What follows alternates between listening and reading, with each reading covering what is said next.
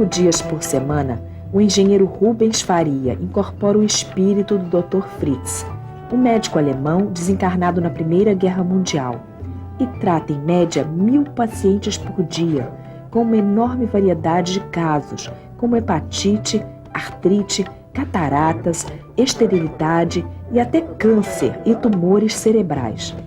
Além das curas incríveis, o fato mais espantoso é que os pacientes ficam totalmente conscientes, mas não tomam nenhuma anestesia e não sentem dor. Os instrumentos cirúrgicos não são esterilizados e jamais houve qualquer tipo de infecção durante anos de tratamentos. Mas a meta do Dr. Fritz vai muito além da cura só do corpo material. A intenção principal dele é que as pessoas se tornem mais humanas, mais solidárias, para alcançar uma verdadeira evolução espiritual. Cirurgia de catarata. Tem que chocar primeiro. Você só consegue fazer alguma coisa quando você se choca. Então você tem que chocar o seu inconsciente para que o consciente morra. Pá, aparece. Já olhou o céu hoje? Tá bonito o céu. Depois você traz bastante curativo, tá uma bandeja que eu vou pegar.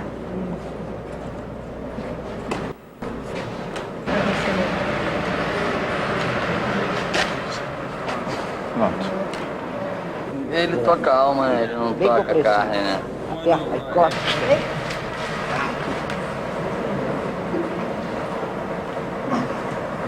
Tem uma confiança tremenda. Eu adoro ele. Tá podendo sentir ele sair?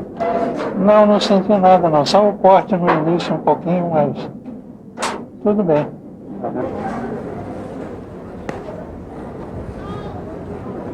Ah, acabou a catarata.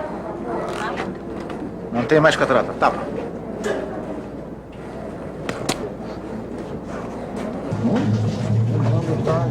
O que é isso?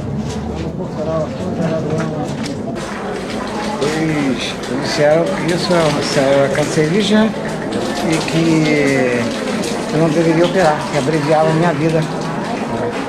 Mas eu achei por bem dar ênfase ao desejo maior, que é exatamente a minha fé. Eu tenho uma artrose coxofemoral devido a um acidente de carro que eu sofri há 16 anos atrás. E eu venho sofrendo muito com dores, né? Então eu recorri ao Dr. Fritz, né? E fiz uma operação entre Natal e Réveillon. E as minhas dores deitada, sentada, melhoraram assim totalmente, né? Fala assim. Agora sim. Agora sim. Vai embora. Não tem mais nada. Eu fui operada pelo Dr. Fritz dia 26 de dezembro e agora dia 18 de janeiro, no crânio, tirando 6 tumores. Primeiro ele tirou um, na última vez ele tirou os restantes 5. Eu tinha muita dor de cabeça desde criança, horríveis mesmo, e a partir da primeira cirurgia teve uma melhora de 80%. Na segunda, hoje eu não sinto mais dor de cabeça. Em relação ao que eu sentia a vida inteira, eu não sinto mais. E estava comprovado que os tumores eram malignos.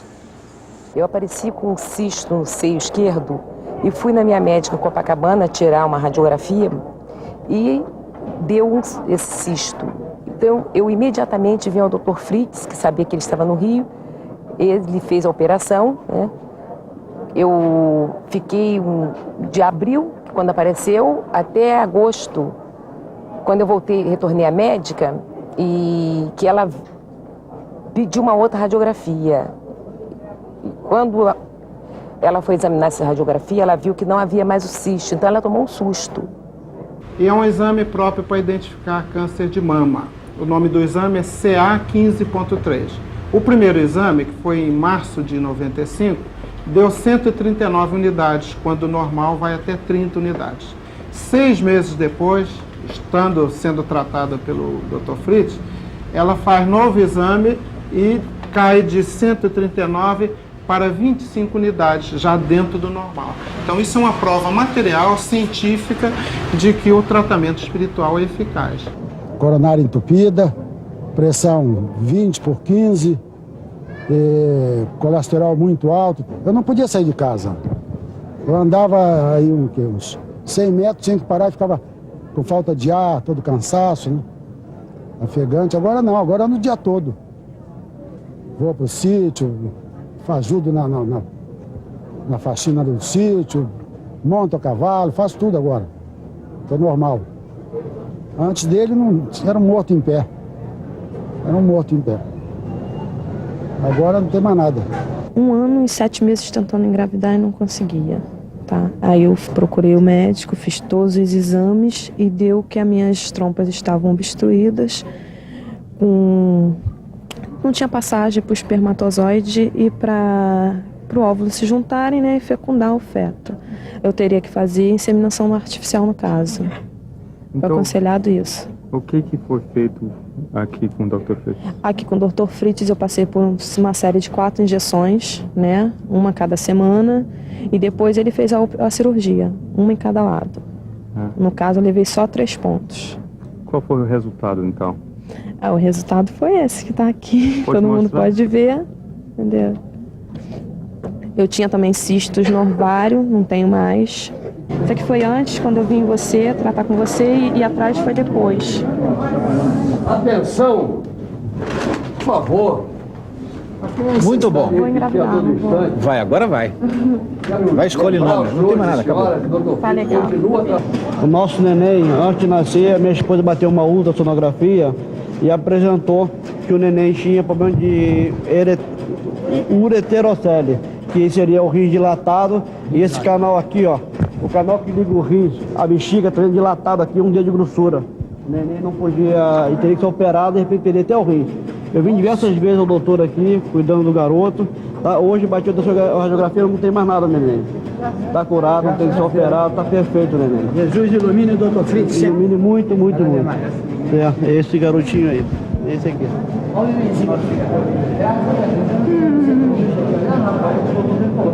Então a gente vem, coopera todo dia. Tem uma obrigação de vir aqui, trazer umas coisas, umas águas para eles beberem todo dia. Isso aí é a graça que eu recebi, então tem que cooperar. A minha sogra, 78 anos, problema de coluna tá bom, minha patroa com câncer tá boa. E eu já levanto a perna, que eu não levantava, não fazia isso. E todo dia rezo, de manhã e de noite, pedindo bastante força pro cavalo dele para poder continuar essa obra. Que não é qualquer pessoa que quer fazer isso, não, moço. Ele faz a cura das pessoas fisicamente.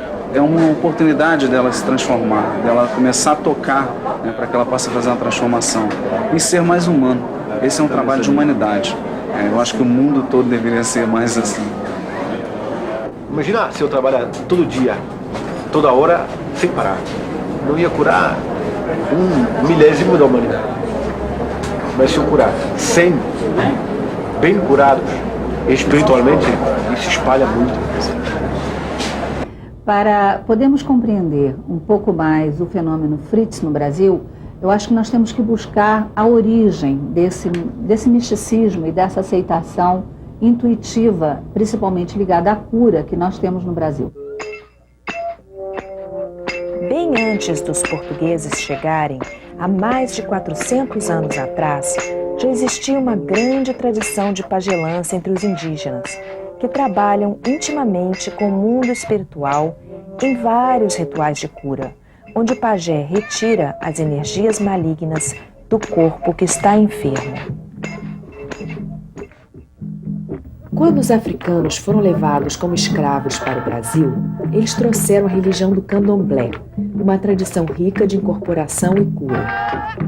A Umbanda nasceu da união do candomblé com os rituais indígenas e o catolicismo. A crença no poder de cura dos santos foi introduzida pela Igreja Católica e continua manifestada até hoje nas oferendas de votos, onde pessoas agradecidas, ao terem suas preces atendidas, depositam nos pés dos santos réplicas em cera dos membros que se recuperaram de doenças e enfermidades.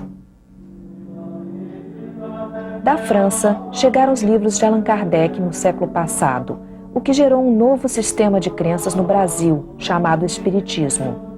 O Espiritismo abriu um canal de comunicação com o mundo invisível dos espíritos, revelando que muitos deles estão encarregados de ajudar as pessoas que ainda se encontram no plano material.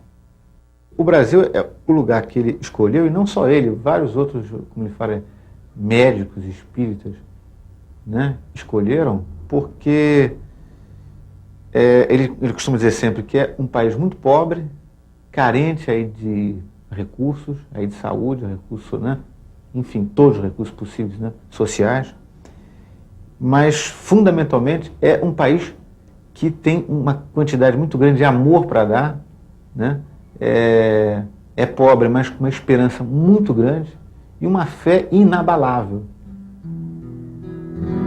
Nos anos 50, um camponês mineiro chamado Zé Arigó começou a entrar em transes violentos, gritando em uma língua estrangeira.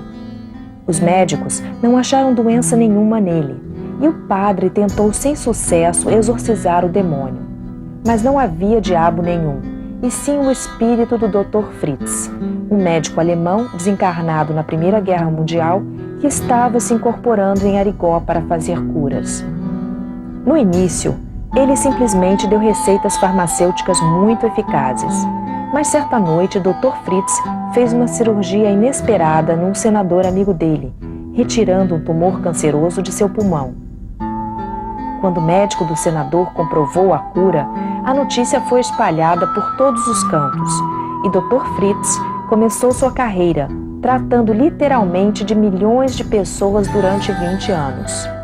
Também foi perseguido ferrazmente pela Igreja Católica, pelo Conselho de Medicina e pela polícia. Julgado pela prática ilegal de medicina, foi condenado à cadeia. Mas com o apoio do presidente Kubitschek, que lhe era grato pela cura de sua filha, Arigó foi libertado. E quando os cientistas americanos confirmaram a autenticidade das suas curas, Arigó pôde continuar na sua missão com Dr. Fritz, até a sua morte, que ocorreu devido a um acidente de automóvel em 71. Mas Dr. Fritz, o espírito, resolveu voltar de novo para o plano material, incorporando em vários outros médiuns nos anos seguintes, para continuar a sua missão. Nos anos 80, Edson Queiroz foi o primeiro médico a receber Dr. Fritz, desta vez desenvolvendo técnicas mais avançadas de cura, como o uso de agulhas em centenas de milhares de tratamentos bem-sucedidos. Edson também foi perseguido pelo Conselho de Medicina e pela lei, sendo finalmente assassinado em 91 pelo vigia da casa dele. Mas Dr. Fritz não parou aí. Ele tem duas visões. A mais próxima do real é a última dele, em que ele é alto, forte, um pouco gordinho, olhos azuis, está sempre de jaleco branco e cabelo bem calvinho, bem ralinho, né? Sem barba. No início ele se apresentava mais jovem. Ele era a mesma coisa, alto, forte, mas já com cabelos e um pouco de barba também, né? Mas os mesmos olhos azuis, mesma fala, usa óculos também. É estranho porque espírito usa óculos, né? Sempre esse negócio esquisito pra burro. Como é que espírito precisa usar óculos, né? Mas ele fala que é da última encarnação dele. Ele preservou isso, não sei porquê. Eu sou míope de carteirinha. Míope, tenho astigmatismo e presbiopia. Sou cego, se você tirar o óculos eu não enxergo você, né?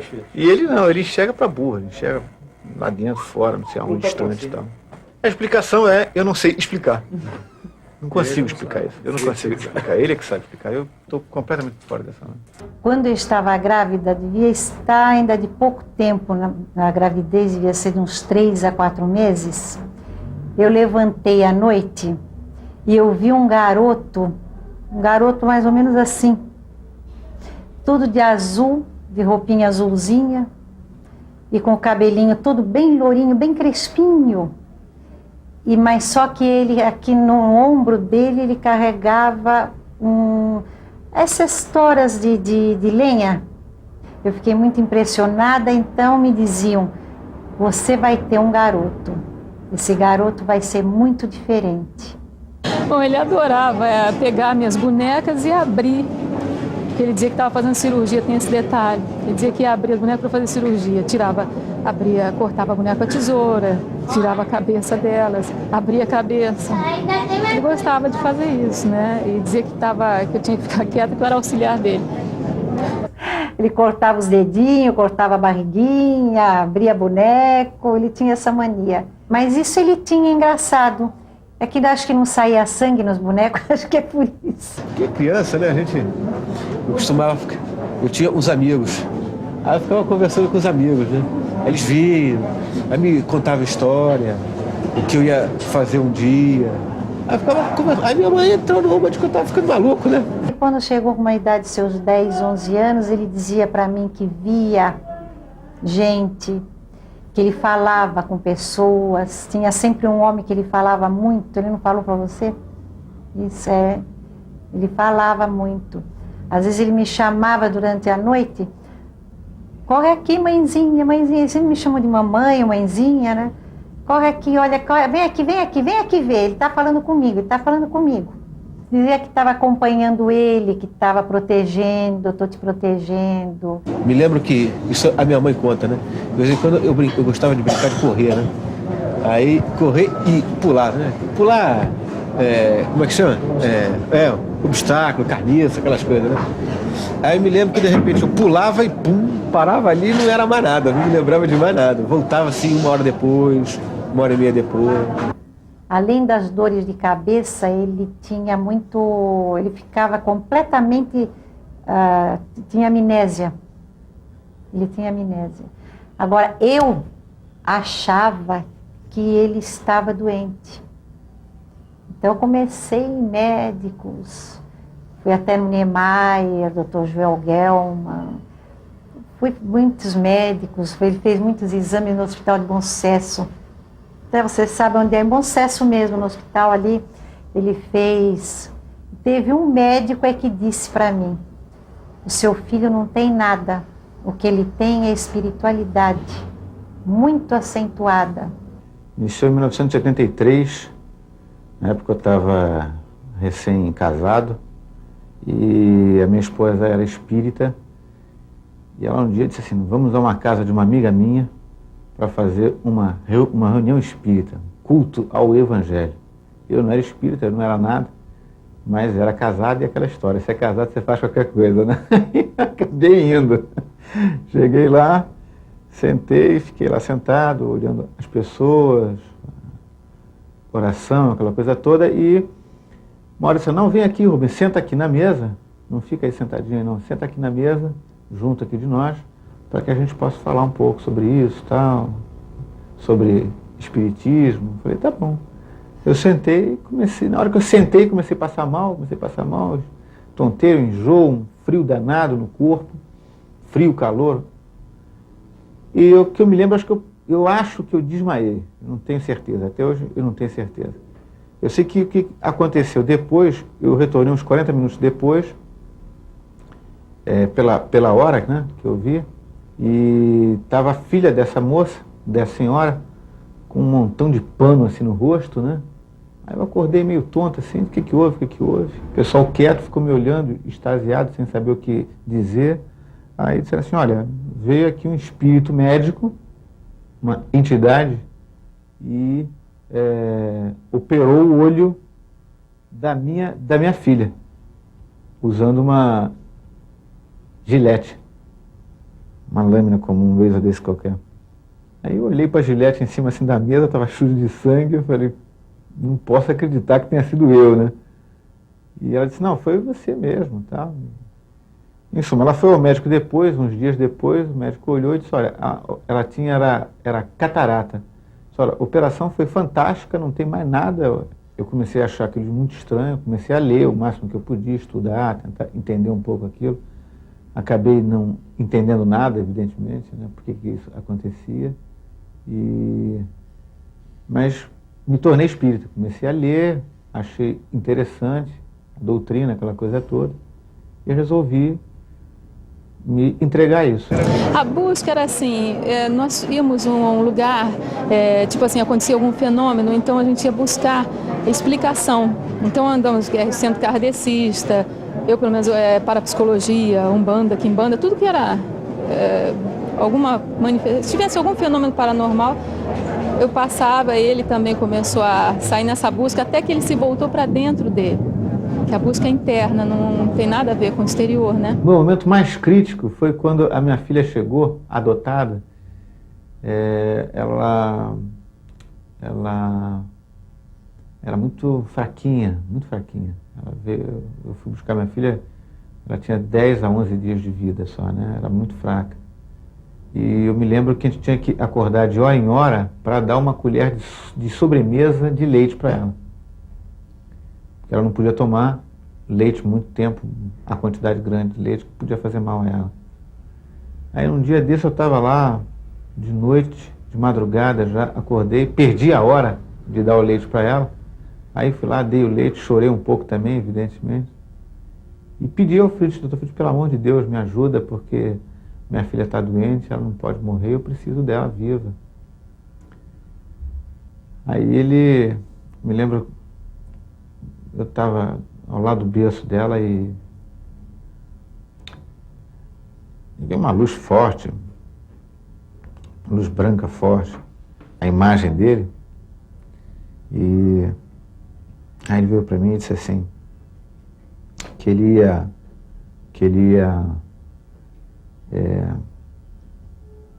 salvar minha filha para provar para mim mesmo que Deus existia e que eu tinha que trabalhar em prol da humanidade. Aí eu disse para ele que eu faria qualquer coisa se ele salvasse a minha filha. Ela tinha um problema de pulmão e de estômago muito forte. Salvou minha filha. Me lembro que na semana seguinte a gente levou no médico e os médicos ficaram surpreendidos porque o pulmão estava limpo, não tinha mais nada. Aí eu não tive outra alternativa, eu larguei tudo mesmo. Larguei, abandonei a engenharia, a minha carreira, meus negócios. Aí resolvi seguir isso. Estou até hoje, né? Hoje eu estou bem, eu estou casado de novo, uma pessoa que eu amo muito, que me ajuda muito, né? Aliás, fundamentalmente, o auxílio dela, né, nesse sentido, da obra, né, a dedicação, me mostra uma pessoa que tem os mesmos ideais, os mesmos princípios, né? Ou seja, acredita que o importante é você saber viver e como mostrar isso aos outros. Eu trouxe meu irmão aqui, meu irmão doente, né? Esse meu irmão. Aí eu, desesperada, uma pessoa falou pra mim, vai lá que o doutor Fritz atende, não sei onde. Aí eu fui, e fiquei esperando até acabar. Quando acabou, acho que eu era a última paciente lá, sentado, que aí eu consegui barganhar com o cara. Falei, por favor, eu não quero nem ser atendida, eu só quero ver ele trabalhar. Aí ele falou assim pra mim, você vai ter que vir ajudar aqui. Você gosta de criança? Eu falei, gosto muito. Ele, pois é, mas você vai cuidar de criança que você nunca viu. Tem que dar amor, carinho, aquelas coisas que ele fala. Eu hoje estou bem, porque eu acho que eu posso mostrar para as pessoas, não é só cura, não é aquela história de curar, né? É que você pode fazer com que essas pessoas renasçam mesmo. Eu não tenho ideia de virar pastor, padre, eu sempre falo isso, né? Mas eu tenho ideia que as pessoas possam compartilhar do que eu sinto. Eu acho que se todo mundo compartilhasse de um bem que você tem interior, gente, esse mundo ia estar completamente mudado, né? Eu só peço para o Dr. Fritz fazer com que ele viva muitos e muitos anos para continuar com a obra dele, né?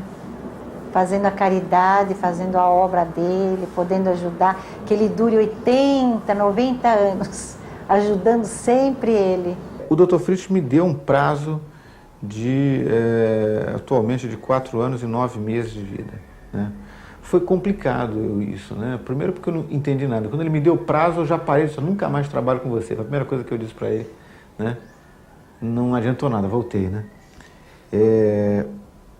Foi difícil para burro no início, porque aquela história, será que ele está me dando um prazo de vida, eu vou saber como morrer, porque, aonde, como, né? Só não sei quem que vai fazer isso, mas sei essas coisas todas. É muito complicado, né? Te dá um abalo psicológico, porque você tem filha, você está fazendo a sua vida. Eu acho injusto já falei isso uma vez, eu acho que, sabe, como é que pode? Aí não é nem questionar Deus, não estou questionando Deus, que eu acredito em Deus, né? Mas por que uma pessoa que faz bem a tanta gente, sabe? Eu vivo falando, o Rubens sai da casa dele e vem se entregar para um trabalho para tratar de gente que ele nunca viu na vida dele, que ele não conhece, não sabe quem é. Que missão é essa que ele tem que levar ele embora? Eu sonho muito, né? Sonho muito com essas coisas, porque eu não consigo parar de pensar, né? Então, com esse dia, com essa coisa da morte dele, então eu fico apavorada, eu acordo desesperada, né? Querendo ver se ele está ali do meu lado. E ele parece resignado, sabe? Mas eu não aceito. Entrei numa depressão violenta, porque eu acredito naquilo que ele fala, porque eu acredito naquilo que ele faz. Né?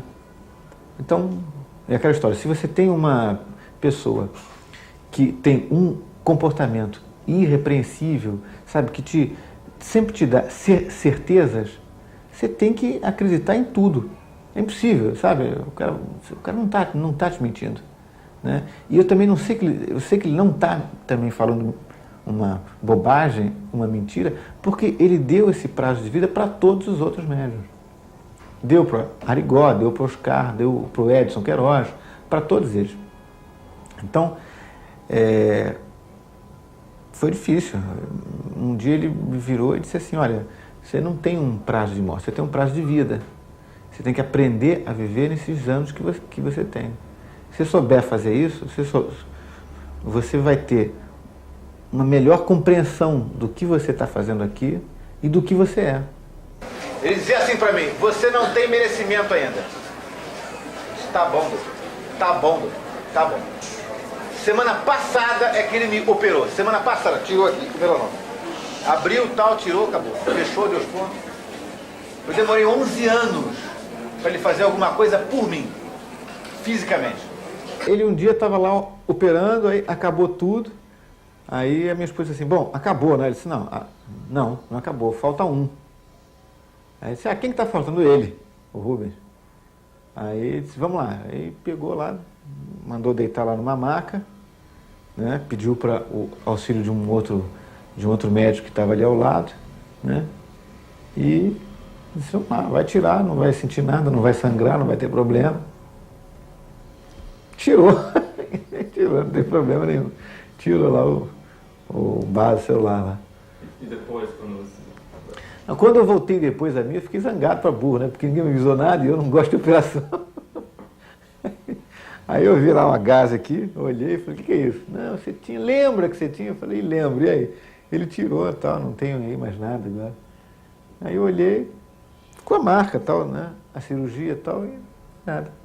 O problema das pessoas que aqui vêm, em desespero até, facilita sobremodo o nosso trabalho, porque são pessoas humildes e pessoas vêm, às vezes, de várias camadas sociais, mas que têm no Dr. Fritz o último farol da vida, a última esperança de solução para problemas de ordem muito séria às vezes, e que aqui tem encontrado realmente solução. A gente atende aqui a 1.300 a 1.500 pessoas por dia. Cada dia tem mais gente entrando, mais consulta, mais tratamento, não sei mais quanto tem. Eu sei que até agora, de 83 para cá, eu já devo ter atendido a umas 350 mil pessoas. Eu chego de manhã, a gente está junto. Aí dá um beijinho, ele vai embora. Eu fico falando que ele está fazendo curso para defunto. Você está fazendo vestibular para defunto, porque você fica dormindo o dia todo. O metabolismo dele aumenta mais, corre mais rápido, aí o tecido muscular, tudo isso fica alterado, né? Para conseguir. A física diminui, o envelhecimento mais rápido. O envelhecimento aumenta, né? Olha, começou a chover. Você vai ficar careca ou vai ficar careca? Pode dizer por que fez isso agora? Aumentar o metabolismo dele para ele poder botar a quantidade de energia que eu preciso para trabalhar mais rápido. Legal. Tá bom.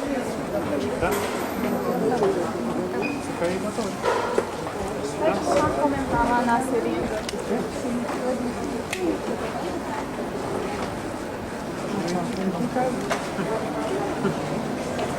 Para poder descansar, para recuperar a sua saúde própria. 10, 15 minutos, que é o suficiente para voltar e tratar esse pessoal todo. Agora, depois disso, né, pode parar porque nem dirigir dá. Toma o banho e apaga o prato. Acordo só no dia seguinte. Aí volto para cá. A ingratidão das pessoas com ele, com o Rubens, porque elas veneram o Dr. Fritz, mas esquecem do Rubens. Isso pra mim é... Porque elas não querem saber se ele almoçou, se ele jantou, se ele dormiu bem, o que que passa na cabeça de uma pessoa. A gente gasta aqui 8.000 gases por dia. Quer dizer, por semana, a gente gasta próximo aqui a 40.000 gases. É muita gase, muito álcool, muito iodo, material cirúrgico, etc. Fica difícil para a gente controlar isso. Aluguel, água, luz, gás, esgoto, a gente paga tudo aqui. Então está difícil, a gente não está conseguindo manter isso, que está atendendo a muita gente. Tem alguns dias que é uma coisa impressionante, determinados horários, já estão como se fossem tão unidos, como se irmãos mesmo, os pacientes. Irmãos, tratam-se, aí, como é que você está? Está melhor? Olha, eu trouxe aqui isso aqui para você, você está bem? Não, deixa que eu te leve em casa. Está criando uma irmandade, uma união de pessoas que se amam. E é isso que eu quero que vocês façam. Começa a se tratar um do outro. Não chega, senta aqui. Há caso aqui de paralítico que é empurrado, assim, ó. Sai daqui, para entrar primeiro. Mas não é brincadeira, não. Leva mesmo, empurra.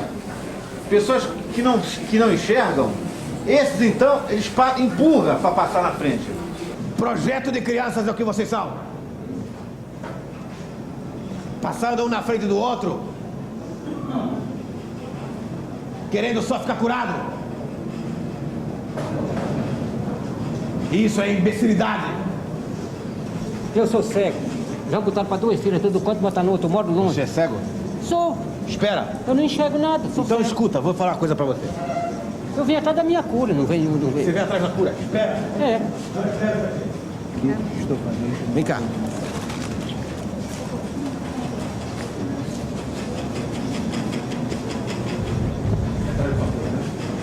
Dá sua mãozinha aqui. O que você acha que é isso aqui? Uma criança? Nossa. É? É. Aqui, ó, no ouvido dele, você sabe o que é isso? Um tumor. Eu não vi. Quantos anos tem ele? Eu não vi. Estou dizendo pro senhor ver. Quantos anos? 3 anos. Quantos anos você tem? Eu tenho 65. Ele tem 3. Pois é. Então você tem que esperar e pedir a Deus que ele fique curado. Eu quero que... Você não tem que ficar atrás da sua cura. Tem que ficar atrás da cura dos outros. Eu quero que fique com a cura de todo mundo, se venha para que seja curado. Ah, você atende por último. Fica nervoso. Vai lá. Compaixão pelos outros. Fé. Isso que eles não sabem. Um fura alugado ao outro para entrar primeiro. Por quê? Ficam falando ao invés de... Vocês são malucos! Vindo pra cá só pra falar. Por que vocês não calam essa boca e pensam em Deus? Eu ganhava. Já assisti ele dando bronca. Eu digo que quando ele dá as broncas dele é porque realmente precisa às vezes, né? E se ele dá é numa forma até de alertar a gente para alguma coisa. Não é? Por isso que eu não vejo assim como bronca, eu vejo como um estado de alerta. E acorda, alguma coisa ele quer passar pra gente. Quantos tem aqui? 400 contra mim. Vamos ver quem ganha. Eu acho que ele está ensinando um show para extrair o que há de melhor nessas pessoas. Tecnicamente, ele pode fazer tudo isso sem cortar, sem usar a identidade do Dr. Fritz. Mas não é assim que a crença do povo opera. Eles gostam de teatro, de drama, especialmente os que procuram um curandeiro. Muitos curandeiros do mundo inteiro me disseram: eu não precisaria convocar os espíritos, nem cortar no corpo, nem fazer rituais, mas o povo espera isso e eu tenho que dar isso a eles, para que acreditem na cura. Pergunta, alguém faz igual? Conta igual? Hã? Não. Quando só tem número. Tá doendo? Tá doendo? Não dói nada. Tem que usar instrumento. Tá gostoso? Tá gostoso. Tem que usar instrumento. Não dói nada. Você usa instrumento. Esse sou eu. Não usa nada. Então não nada. Sou eu. Tá. Não é eu. Fica por aqui. Aqui. Fica por aqui. Segura. Não dói nada, é. Sim, ó, não dói não. Viu? Você pode fazer. Ah, faz assim, ó. Enfia lá dentro. Se fosse normal, destruía, quebrava, acabou. Não destrói. Obrigado. Ótimo, não dói nada. Não, é isso mesmo, é só pra comer. Cada vez mais, irmão. Coisa boa. Coisa boa. Ele gosta muito de criança, né? Ele gosta muito, eu sei, toda a vida ele gostou muito de criança. E idoso ele sempre respeitou muito. Então eu acho que quando mesmo vindo o Dr. Fritz, ele respeita muito as pessoas de idade e ele gostando de criança, que ele tem aquele carinho todo, né? Eu acho que essa sintonia, que deve ser exata entre um espírito e um médium, ela já é programada antes das nossas encarnações. O médium vem com uma missão de, num determinado momento de sua vida, ele encontrar com um espírito e, a partir daquele momento, eles começarem a trabalhar juntos em benefício da caridade. E sempre sei quem é o Rubens e quem é o Fritz, porque ele se transforma. O olho dele muda, a cor da pele dele muda também. Este pequenininho sabe coisa assim, mas como sabe medicina, como sabe anatomia, como sabe física quântica, como sabe isso? Na realidade você vê isso e você escuta isso, mas está longe disso. Longe, muito longe. Eu ouço a voz e também vejo à noite, né? Principalmente quando ele quer falar alguma coisa, quer me dar alguma base, uma diretriz. We have a word here, in my place. O meu lugar é como o seu mundo, mas diferente. É feito de amor, compaixão. Porque o mundo dele é um mundo espiritual, essa coisa toda. Não sei se eu chego lá, né? Mas eu sei que para onde eu vou, eu estou bem. Eu estou seguro, eu me sinto calmo, tranquilo, sabe? Eu não sinto medo, estou calmo. Consciente? Não, consciente daqui não, né? Eu fico... ver uns vultos, pessoas que tentam falar comigo, conversar, né? Mas isso eu consigo lembrar, né? Quando ele chega, quando ele toma o meu corpo, né? A sensação é como se estivesse entrando dentro de uma piscina de água gelada. Aí fica no corpo inteiro gelado até a água ficar aqui em cima. Quando eu chego aqui em cima não tem mais nada e puf!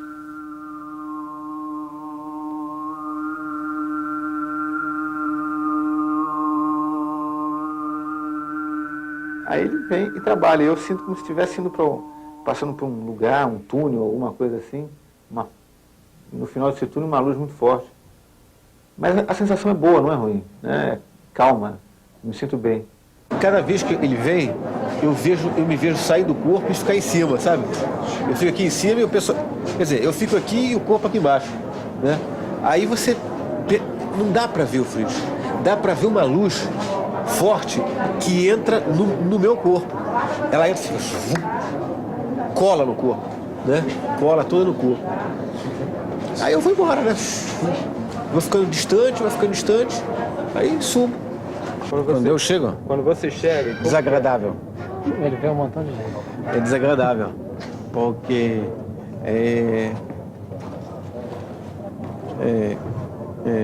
corpo pequeno, não ele pequeno, corpo, qualquer corpo pequeno, né? Sim. Para comportar energia. Matéria é isso, mas para comportar energia é pequeno. Então você tem que moldar um no outro. E para casar essa mesma frequência dele com a minha, tem que ser, e faz rápido, né? Então, por isso que ele fica assim, cai, tonto, né? Uhum. Fica assim, né? Porque é como se outra pessoa pegasse. Uhum. Você uma pessoa sai, entra outra. Uhum. Perde identidade, né? Uma vez ele tentou fazer que eu visse uma operação. Foi interessante porque eu acordei, aí vi as mãos dele aqui trabalhando, que não eram as minhas, eram maiores e tal, e a mulher com o peito aberto, né? Peito mesmo aberto, estava o coração dela. Ah, eu só falei assim, me segura porque eu tô caindo. Não deu outra, né? Eu estava caindo, ele veio, aí eu fui embora, no mínimo, aconteceu alguma coisa desse tipo, essa transferência de força, e aí fiquei na boa. Aí ele foi lá e trabalhou com o porque eu não segurava, não seguro. Seguro mesmo, não consigo. É impossível isso para mim. Para mim, tratar com paciente, pessoa, eu prefiro tratar com máquina. Máquina é melhor, não enche a paciência, você vai lá, resolve, é lógica, não sangra. A decisão é dele. Eu não, se ele teve época de eu trabalhar 72 horas seguidas. A volta é o seguinte, ele me chama, aí eu vejo aquela luz sair, aí eu volto, aí eu caio. Pum, pra dentro do corpo. A sensação é como se estivesse caindo mesmo pra dentro do corpo.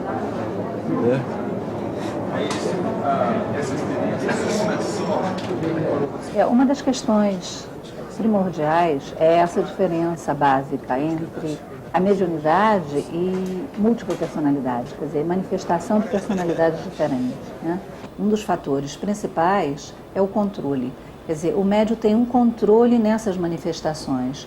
Ele não é absorvido pela manifestação ou pela influência ou das suas imagens arquetípicas ou mesmo de um acesso a qualquer outro nível de realidade ou de informação, tá? Ele tem um controle de entrar e de sair. Já Laing dizia isso, que a grande diferença entre o esquizofrênico e o místico mesmo já era por aí. Quer dizer, os dois estariam no mesmo oceano, só que o místico sabe nadar e o esquizofrênico se afoga. Eu acho que ele está mudando para uma perspectiva mais ampla, um arquétipo cultural. E essa perspectiva evoca potencial.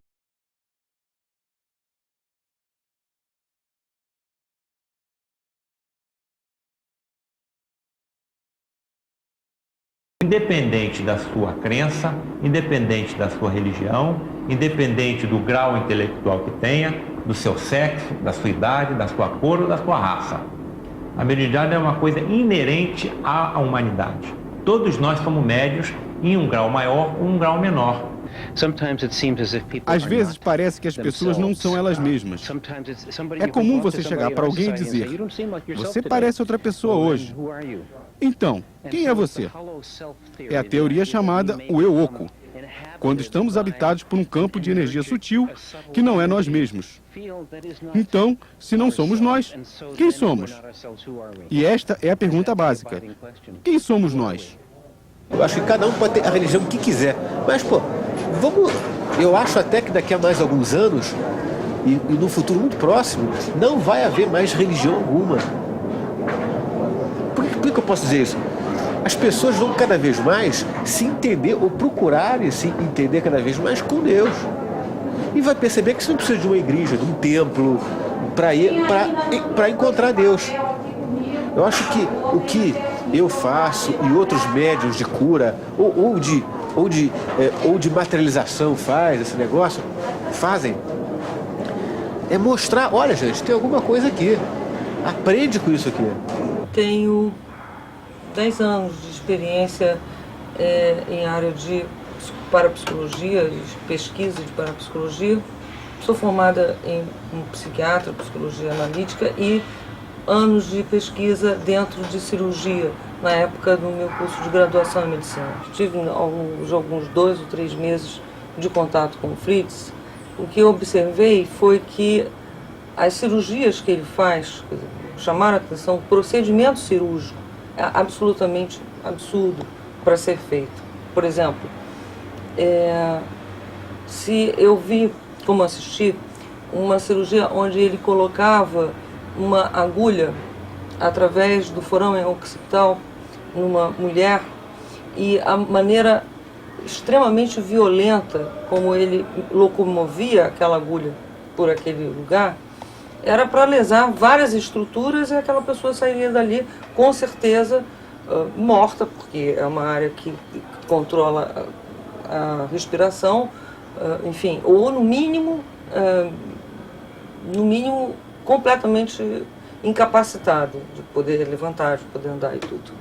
Mas isso não aconteceu. E outros procedimentos cirúrgicos que eu pude ver também, como o de artrose no joelho, toda a maneira dele poder usar os instrumentos eram coisas completamente sem sentido. Quer dizer, tracionar, puxar, torcer, não seriam de forma nenhuma procedimentos comuns de se fazer em cirurgia que resolvesse alguma coisa. Outra coisa que me chama a atenção é qualquer uma dessas cirurgias, inclusive a neurocirurgia que eu assisti, seria impossível que a pessoa estivesse instantaneamente lúcida, capaz de falar, capaz de andar, capaz de se levantar, instantaneamente ao término da cirurgia. Cabeça. Fura a cabeça com isso aqui. Onde está o broca? Faz... Se tentar olhar tal como na cirurgia se conhece, tal como na medicina tradicional se conhece, não vai se conseguir entender esse mecanismo do que ocorre. Eu estava querendo conversar a possibilidade de fazer muitas perguntas direto ao Fritz. Às vezes eu tenho muitas perguntas que eu quero fazer. A nossa margem de erro aqui é 0. Nós não temos casos comprovados de infecção hospitalar, infecção, inflamações, erros clínicos, nada. Não existe esse erro. Porque todo paciente que entra aqui, a gente faz vamos dizer assim, pede os exames anteriores e os posteriores. E pede que ele retorne no mínimo 2 vezes ou 2 semanas seguidas após a operação para acompanhar o estado dele. Mão tá suja porque eu estava operando, mas não fica com medo, porque Deus não deixa dar doença para vocês, só cura. Por aí. É que para que haja o corte da lâmina do bisturi sobre os tecidos orgânicos, alguma forma de asepsia do plano espiritual deve ser realizada, porque esses indivíduos não apresentam infecção. Então nós, na sala de cirurgia, nós utilizamos substâncias químicas que esterilizam a superfície cutânea. Eles devem saber como, utilizando determinadas energias, hoje nós sabemos que a radiação de ultravioletas também tem essa capacidade de esterilizar os tecidos, mas eles devem utilizar alguma energia do próprio médium nessa parte de asepsia e de esterilização. Não existe nenhuma forma de analgesia, de anestesia no caso das cirurgias, ou as injeções, não existe dor, mesmo as crianças, não importa que idade. Mais rápido. Não senti nada, uma pancadinha de nada. Não, nem dor, muito pouco.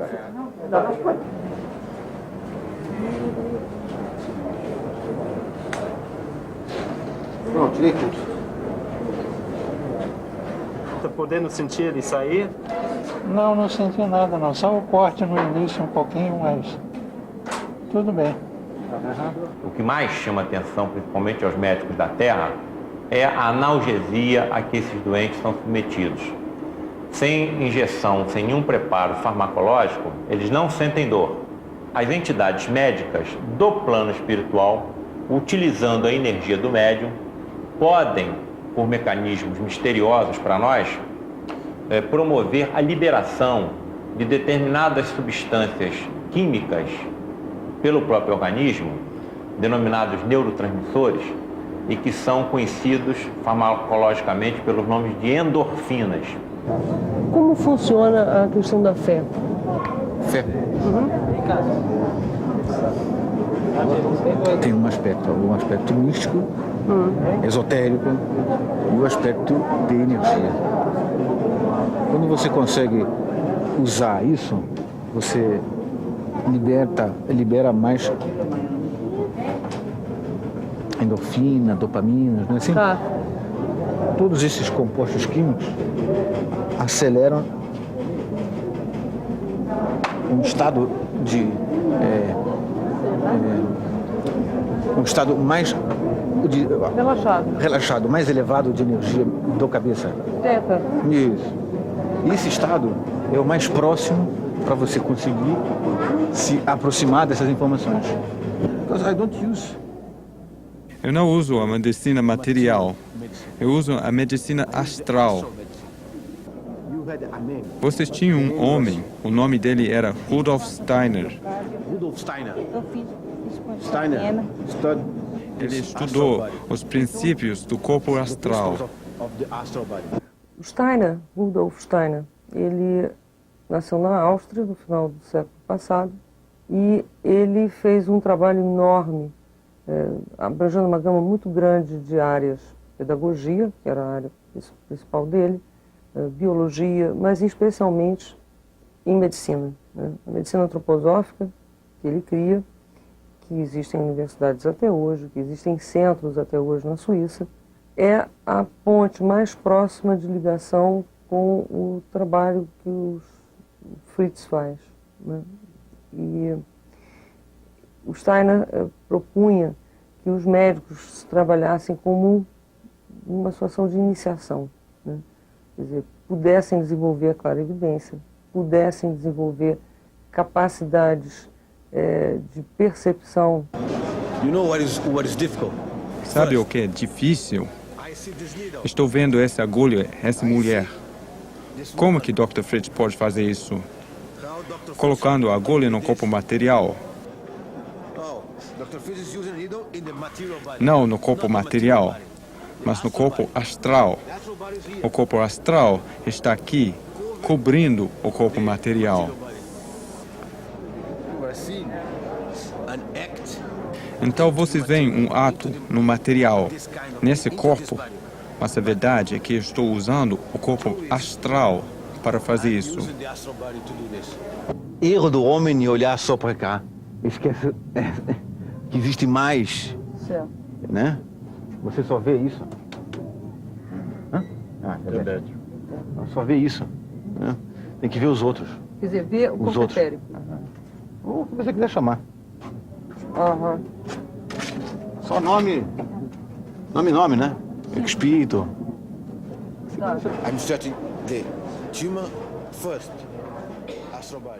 Estou extraindo o tumor primeiro do corpo astral, depois do corpo material. No corpo astral, não temos dor, sangramento e infecção. Isso é a sua visualização ou basicamente é só corpo etérico? Não tem isso aqui dentro. Não tem corpo. Não tem. Só vê isso. Mostra, aqui dentro o corpo. Mostra outra página. Né? Uhum. Aqui ruim, né? Então aqui corpo ruim. Aqui bom. O que o Fritz observa é essa visão aqui. Não essa figura, mas essa visão periférica. E cor assim espalha, né? E dentro, isso assim, bem... Não vê isso assim. Isso eu não sei. Vê isso aqui bem leve e muito cor. Densidade de uma água, né? Claro. Ele não enxerga órgãos, ele enxerga todas essas disposições de cores que estão em função de densidade de água. Seria um fenômeno parecido com o que acontece com a formação do arco-íris. I see colors. Yeah. Eu vejo cores. Só para diagnóstico. Tratamento não. Para ver o problema. Não vejo o fígado, nem coração, ou cérebro.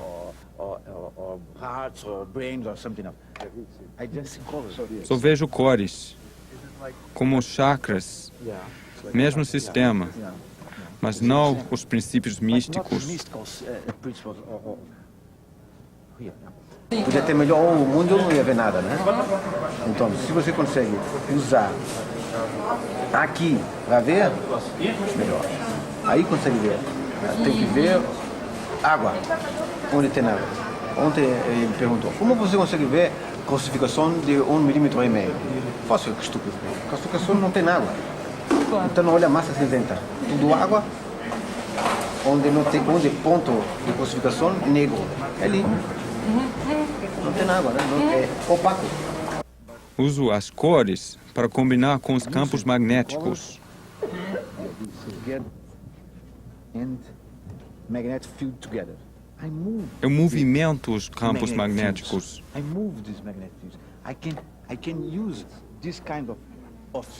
Uso esses campos para controlar o sangramento,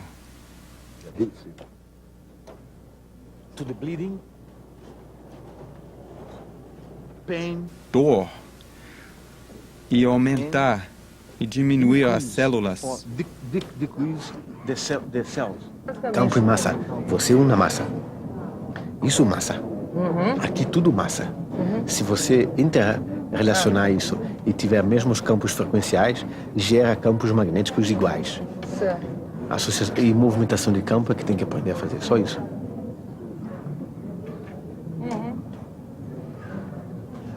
E você vai dizer assim, é só isso? Não, isso é o mais difícil.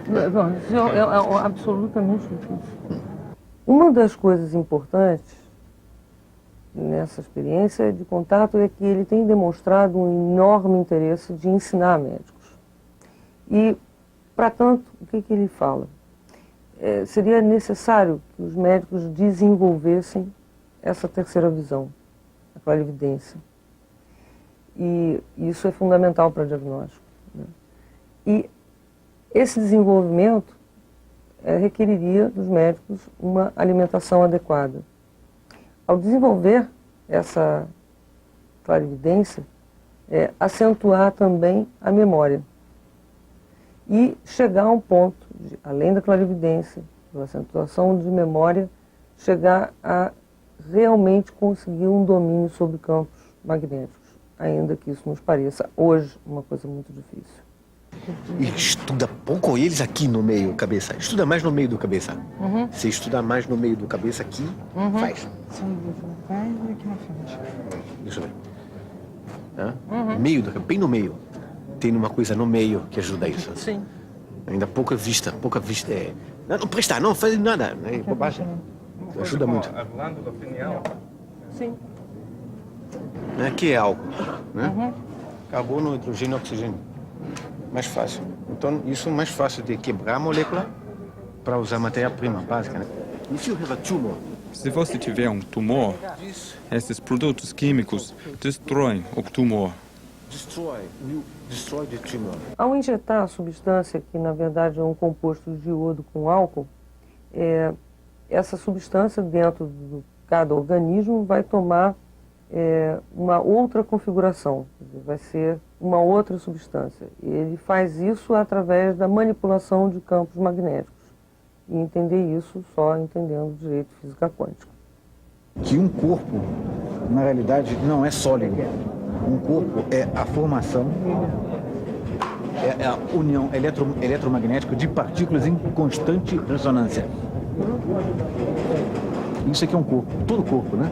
O choque que acontece quando alguém entra psicicamente no seu corpo, ou o choque que acontece numa situação de quase morte, ou quando você começa a dormir, é que você torna-se novamente parte de tudo. Você sai do mundo de probabilidades e dá uma ré para o mundo da física quântica. Ali nesse mundo de ondas quânticas, nós somos tanto reais como imaginários. E somos seres não localizados. Tudo que os físicos estão tentando explicar são coisas que as pessoas têm vivenciado desde o começo dos tempos. Se você pegar, tirar mapa de cérebro onda, igual minha e do paciente, bem próximo um do outro, bem próximo um do outro. Mesma frequência.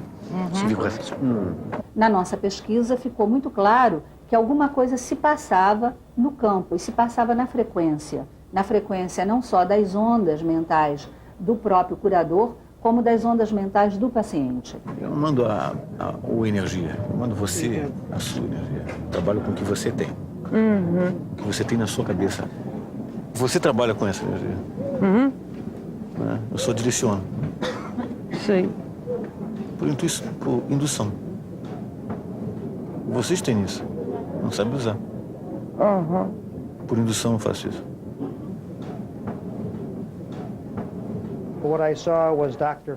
O que eu vi foi o espírito do Dr. Fritz atuando através do curador para modificar o corpo onírico. O corpo onírico é a experiência que temos nos sonhos, que criam padrões em nossas experiências corporais. Por exemplo, se você tiver um tumor, pode senti-lo como um punho fechado ou como um nó muito apertado. Nos sonhos, isto pode aparecer como uma luta física. O corpo onírico é a ideia que por trás desse punho ou tumor existe um conflito ou poder dentro de você.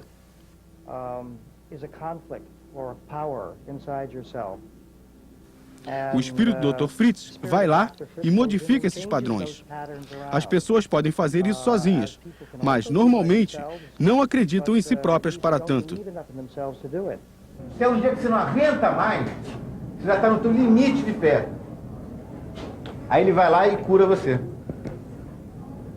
Podia ter curado logo no início, né? Mas ele prefere que você seja testado o tempo todo para que você realmente modifique, para que você realmente encontre alguma coisa em você.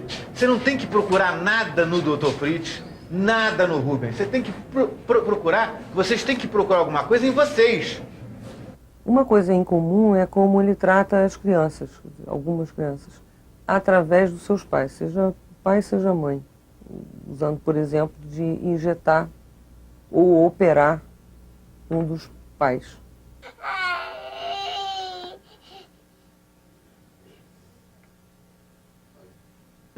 Umas operações mais difíceis de fazer que outras. Principalmente quando você trata a mãe para filho ou filha. Qual é a operação que está fazendo? Ele tem cego. O meu tem uma vista direita e esquerda. Tem pera de cônia e na outra tem massa. Massa. Então eu corto aqui, libera a massa da mamãe. Em 2, 3 dias não tem mais massa no olho dele. Tá? Aí fica vendo. Antes não fazia esse tipo de operação.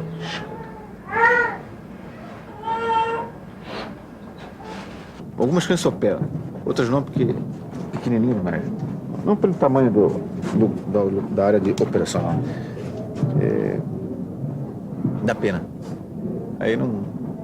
Realmente não. Eu prefiro fazer isso na mãe. Geralmente quando tem laço sanguíneo, você tem olho verde da mamãe, cabelo caracoladinho do papai, tudo genético, né? Então, vai saber mais tarde que essas associações, né, os cromossomos, genético direitinho, isso leva também a transportar a energia disso. Pode-se fazer isso também. Né? Então, quando corta o pai e tira o tumor do filho, não foi isso, né? Você tem uma cadeia que é interligada eletronicamente. Né? Você tem que alterar um pedaço, não a cadeia inteira, só um pedaço. O suficiente para isso. E elas todas... lembra a forma? Adenina, guanina, lembra disso, né? É só transformar uma na outra. Mudou uma, acabou. Mas espera aí, se ele tem uma patologia genética, o código genético dele em todas as células está dessa maneira. E aí? Mas a célula mãe mutada... Sim. Isso, fala... Um DNAzinho fala com outro DNAzinho. Certo. Vocês tiveram um pesquisador chinês, americano-chinês, que descobriu isso em 1933. Foi ridicularizado na época. Descobriu isso. O DNA comunicava um com o outro. Um fala o outro. Aí mudou. Aí o outro vai e muda também. Então você poderia tratar de uma maneira fotônica. Muitas patologias genéticas. Agora vocês estão descobrindo isso também, pensando nisso. Que eu já reconstituí o ouvido interno, já reconstituí externo, osso de cabeça. Pode reconstituir a hora que se quiser, qualquer coisa. Não célula nervosa. Menos a nervosa. O que é que ele não cura? Isso eu acho uma coisa muito importante de se ter essa visão. Até porque ele muito fala que não é exatamente milagre o que acontece. Então isso tem uma sistemática do que se pode esperar, do que pode acontecer. Essa menina aqui eu tenho de nascença. Não tem jeito. Essa não tem jeito. É congênito. Então, o que eu vou fazer? Vou ficar Não cega. tem jeito. Não tem como arrumar isso aí. Quando tem jeito, eu arrumo. Quando não tem, eu não vou mentir pra você. Não tem jeito. Vou dizer que, vou arrumar e não vai ficar bom. Não adianta. Só arrumo quando fica bom. Degeneração de retina é congênita. E o outro afetou o nervo. Então não tem como recuperar o nervo. Não tem nada no nível espiritual. Não existe nada, nenhum tipo de tratamento que Ele é da convulsão. que recupere o nervo lesado Entendo. ou alguma doença congênita. O que é que ele não cura? Ele não cura patologias no corpo físico que tenham fibrose. Ou seja, no corpo etérico não existe praticamente água para ele poder fazer alguma coisa. Algumas patologias genéticas e definitivamente não pode fazer nada em relação à lesão de célula nervosa. Os neurônios que vocês acham que são fantasticamente bem desenvolvidos, trabalham ainda? Não são. Não são. Eles são muito primitivos. Então, na sua espécie, eu não consigo tratar eles. São mais primitivos. Olha, essa menina tá com alergia no seio. Tá bom, tira a mão daí. Tem nessa paradinha, que ela fica com Aqui? vergonha. O que tem aqui? Então, isso eu não tenho como tratar. Eu posso diminuir alguma dor, tirar, mas é o máximo que eu posso fazer. Vocês associam curar a não ter mais problema físico. Sim. Eu não associo só curar a não ter problema físico. Eu associo curar a ter um equilíbrio integral do homem. Acontece que em manter o equilíbrio é difícil. Você vai para casa dormir, aí vai dormir. Você como dorme? Pronto. Onde é o quarto? Que posição está seu quarto?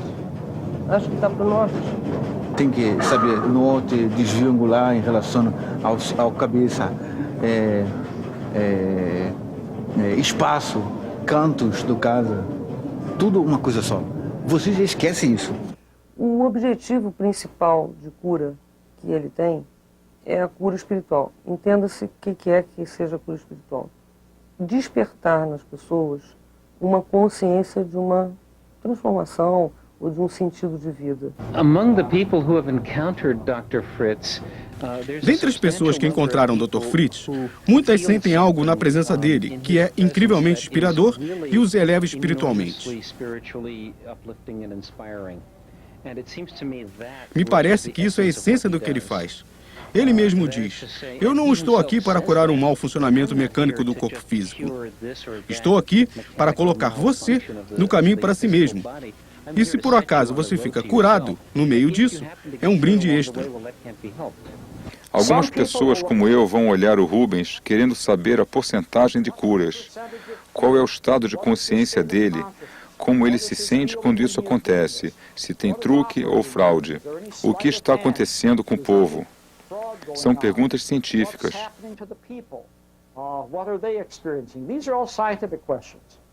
Do ponto de vista religioso, elas perguntam se isso acontece devido ao poder de Deus, Jesus Cristo, do mundo espiritual, do Dr. Fritz. Como pode explicar isso através dos livros de Allan Kardec, dos ensinamentos da Igreja Cristã, da doutrina espírita? E artistas, talvez só se interessem em documentar isso numa pintura ou contando uma boa história. E os filósofos podem perguntar se isso se encaixa nas ideias do Rudolf Steiner e se existem aspectos suficientes nessa filosofia para explicar a visão do mundo do Rubens e o que ele faz.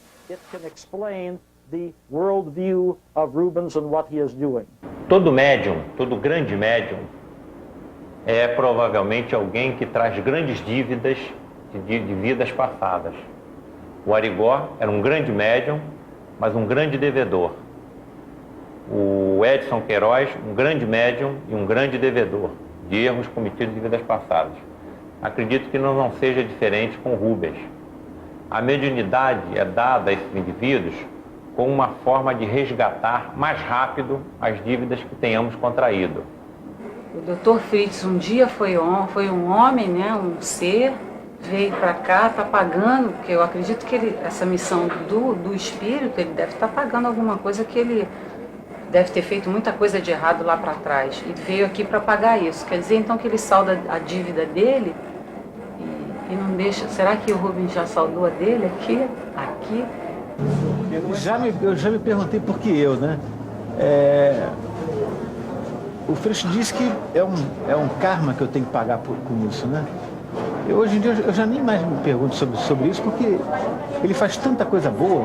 A figura do Dr. Fritz, no kardecismo, ela é considerada como a manifestação de um espírito que teria vivido na Primeira Guerra Mundial.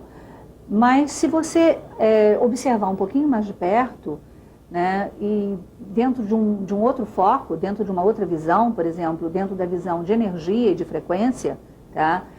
Os próprios médiuns que eu pesquisei, não só o Rubens como outros, né, eles têm essa sensação, quer dizer, eles não veem como um espírito, eles veem como uma luz. É como uma luz muito forte, de um modo geral, ela tem tons amarelos. O Fritz seria, na verdade, como que um código de abertura de uma frequência. Na verdade, o Fritz funciona como um grande acelerador de partículas. Quer dizer, para entender o que ele faz, é preciso conhecer física quântica. Esses médiuns têm uma capacidade já comprovada cientificamente de doar, de expelir uma substância quase completamente desconhecida por nós, chamado ectoplasma. Essa é a base energética de todos esses fenômenos que acontecem. Cada uma dessas disciplinas tem uma maneira própria de chegar à verdade. É como os cegos e o elefante. Cada um dos cegos focaliza numa parte diferente do elefante, mas nunca se juntam para descrever o elefante inteiro.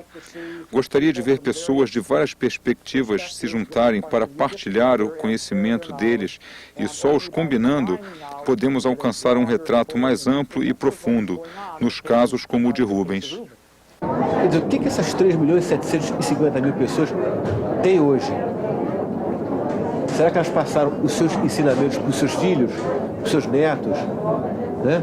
Depois elas entraram numa de, fiquei lá curado e tal. Tinha um cara lá, rapaz, olha, fui lá, curou, legal.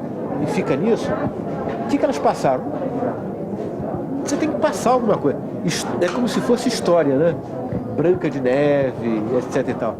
Você passa isso para os seus filhos, que contam para os seus netos, bisnetos, etc, etc. Desde os dias de Arigó, Dr. Fritz é bem conhecido e popular no Brasil. Ele já virou o que podemos chamar de um arquétipo cultural. Uma figura que inspira fé no povo, cujo nome evoca um tipo de mistério e poder. E também alguém que é visto como um benfeitor, muito preocupado com o bem de seus semelhantes, os seres humanos que ainda estão na forma mortal nesse planeta. Você está vendo minha missão, está vendo o ato. O ponto mais importante é abrir a mente, abrir a alma. Essa é minha missão verdadeira.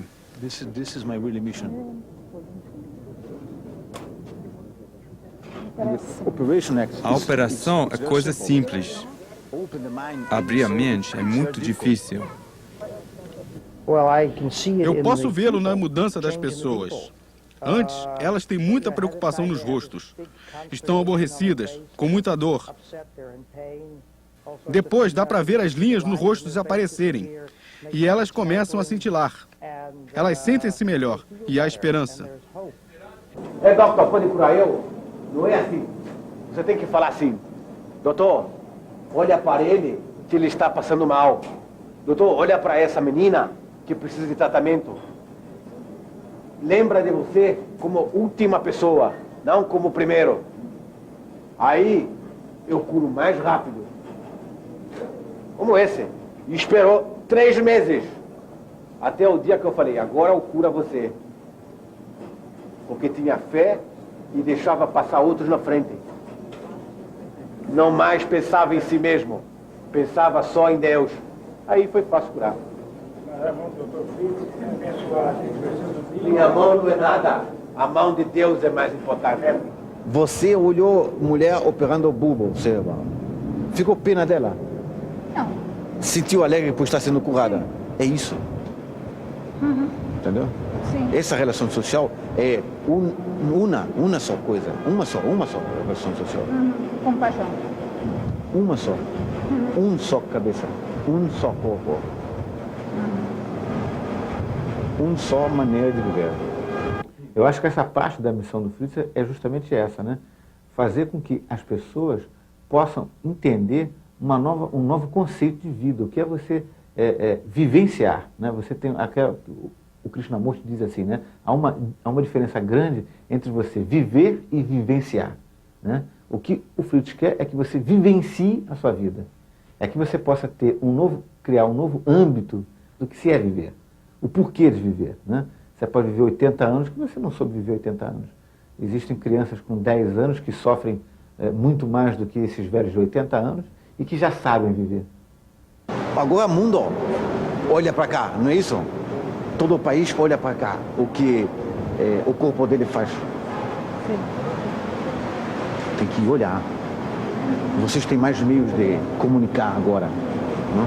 Então tem que fazer isso acontecer mais rápido. Tem um horário marcado, específico, que ele vem fazer isso? Isto é, ele seria capaz de chegar agora, aí no estúdio, e falar com a gente, por exemplo? Eu costumo dizer que está aí comigo num esquema de parceria, simbiose, o tempo todo. Não houve isso com o Arigó, com o Edson Queiroz, com o Oscar, não houve isso, entendeu? Os caras faziam sempre aquele misto, oh meu Deus, mãos para o céu, coisa e tal. Mas você pegar a inteligência, que é a faculdade, a inteligência, sim, né? E dizer, mostrar para a inteligência que isso, está aqui, ninguém fez. Eu falei, opa, primeira oportunidade eu vou todas, pô. Sim. Quantas faculdades quiser eu vou. Está chovendo aqui, mas todas essas pessoas estão aqui. Por quê? Só para tentar ficar curadas. Você tem que aprender não usando o seu cérebro, mas usando sua alma. Your brain, but using your soul. Quietinho, cala a boca, você está com a pressão alta. Hoje nós sabemos que o médium tem a capacidade, somente com a sua visão, de diagnosticar tumores internos. Então imaginemos se o médico soubesse desenvolver essas capacidades mediúnicas inerentes a todos nós. Ele não precisará de uma série de equipamentos sofisticados, caros, completamente materializados, como é hoje a medicina. A medicina está muito materializada, está muito pouco espiritualizada, mas o médico prescindirá de toda essa parafernália existente hoje para fazer o diagnóstico de uma série de patologias existentes em seus enfermos. E além de fazer o diagnóstico, nós saberemos como curar essas enfermidades utilizando essas próprias energias que existem em nós.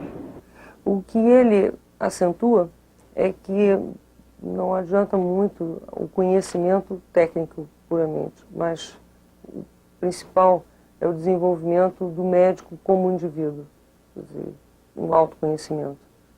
No ano passado, a gente começou a dar uns cursos e esses cursos eram dados para qualquer tipo de pessoa. Então nós tínhamos lá físicos, matemáticos, médicos, dentistas, cameraman, pessoas até só com um nível básico aí de, vamos dizer assim, cultura, né? Enfim, todas as classes e níveis, em que ele mostrava, através de algumas técnicas, que ele ensinou como você controlar melhor o seu corpo, como você avaliar melhor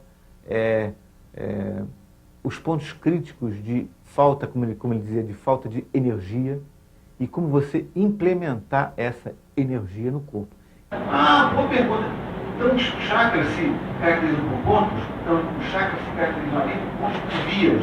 Na realidade, essa caracterização pontual que a gente coloca aqui do chakra, é aqui, na realidade, esses chakras estão interligados, eles são interligados. É uma via que percorre o corpo todo.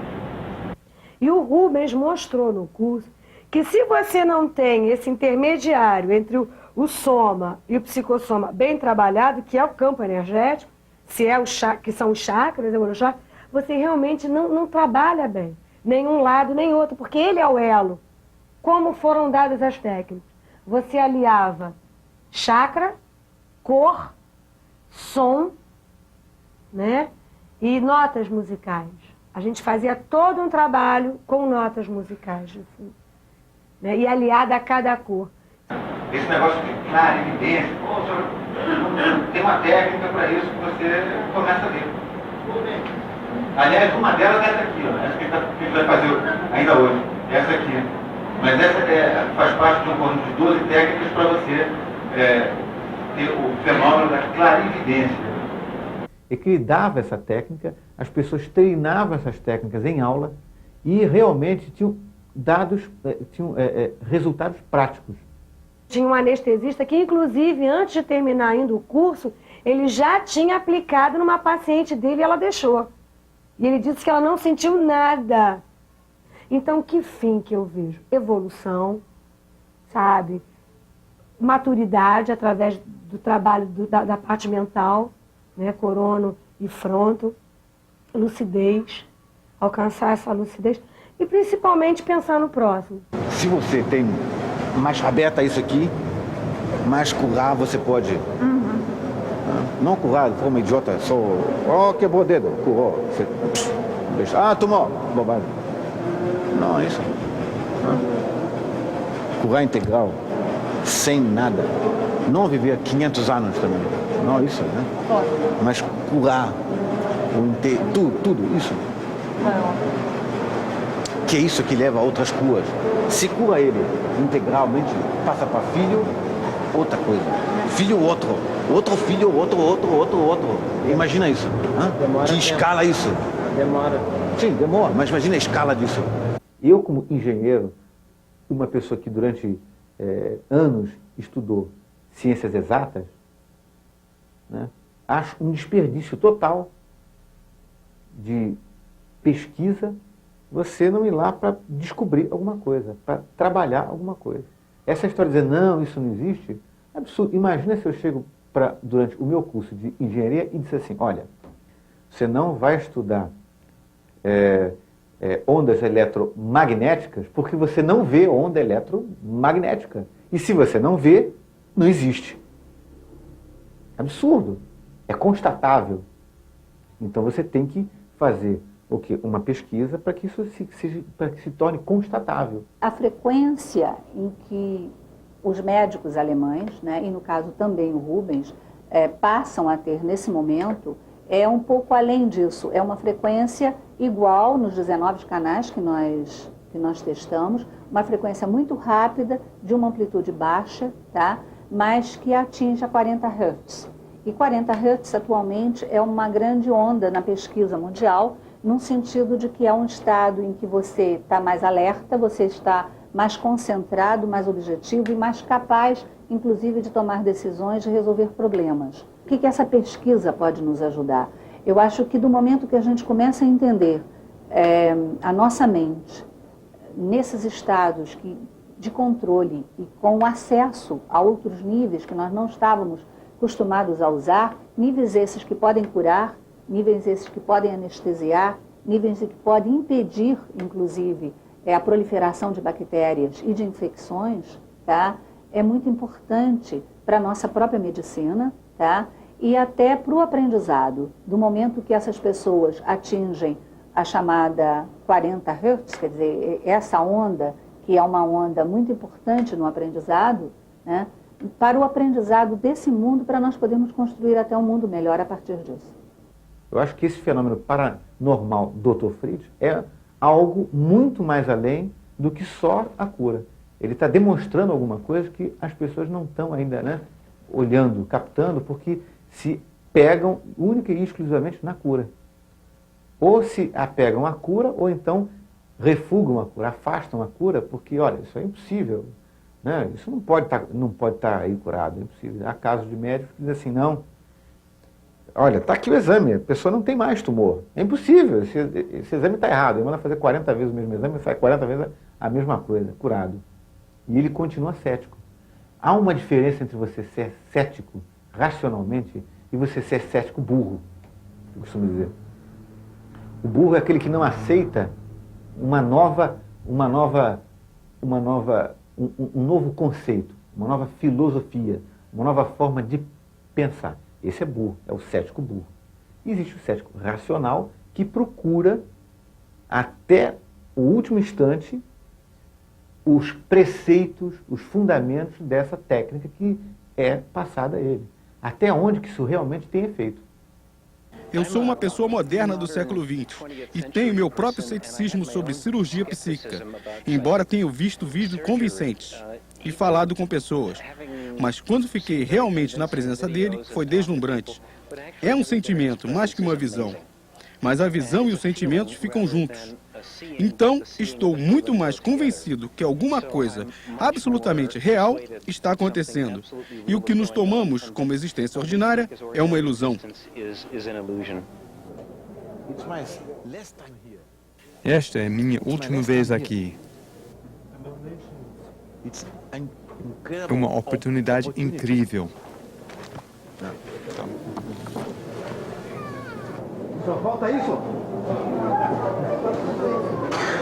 Eu acho que a minha função, a função de outros médiuns que existem aqui no Brasil e que trabalham com vários outros tipos de curas ou de outros fenômenos, vamos chamar de fenômenos paranormais, a função deles é realmente mostrar um outro caminho, através deles.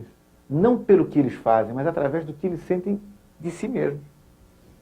Eu não tenho mais medo da morte, porque eu tenho certeza que quando isso acontecer, a minha filha vai ter orgulho de lembrar que o pai dela salvou, ajudou a milhares de pessoas. Eu vou me sentir tranquilo com essa morte, porque eu vou estar com um dever cumprido, uma missão cumprida. Eu acho que viver é isso, é você saber diferenciar o que é você simplesmente estar aqui sem saber o porquê, e você estar aqui na Terra com um objetivo. Não para você se vangloriar do seu objetivo, mas para beneficiar os outros. Tá? Um bom dia para todos.